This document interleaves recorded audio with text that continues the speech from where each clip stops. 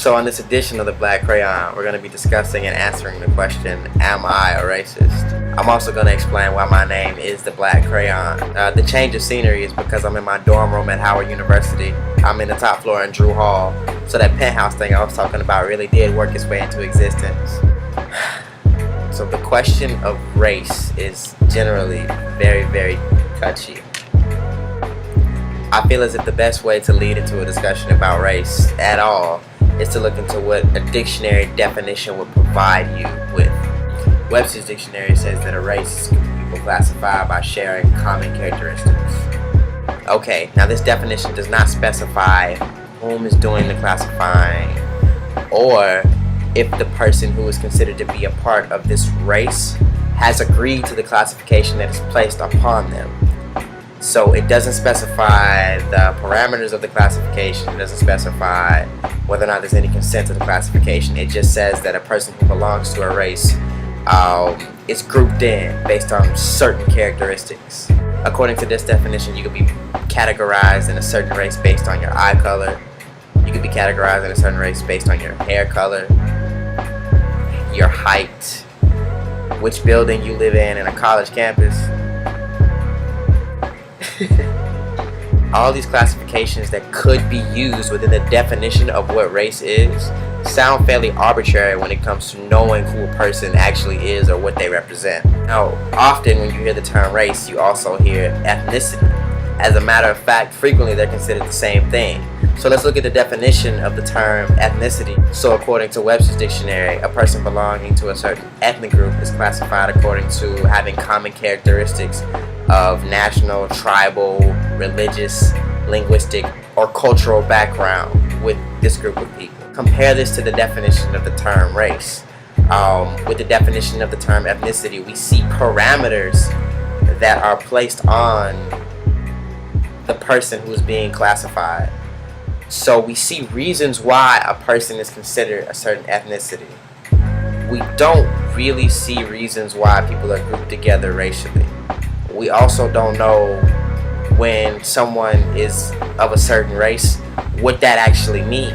Versus when you hear the term ethnicity, with the definition you've been provided, you would know, okay, hey, this person shares quality A, B, and C with the person next to them because they're the same ethnic group. Whereas with the definition of race, you just know that the person looks the same as the person next to them. It doesn't tell you anything. And yet, it is probably the most frequently used form of classification that we're familiar with. So to answer the question, are you a racist? You probably are.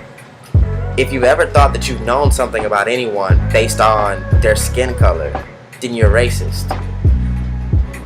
We're all racist.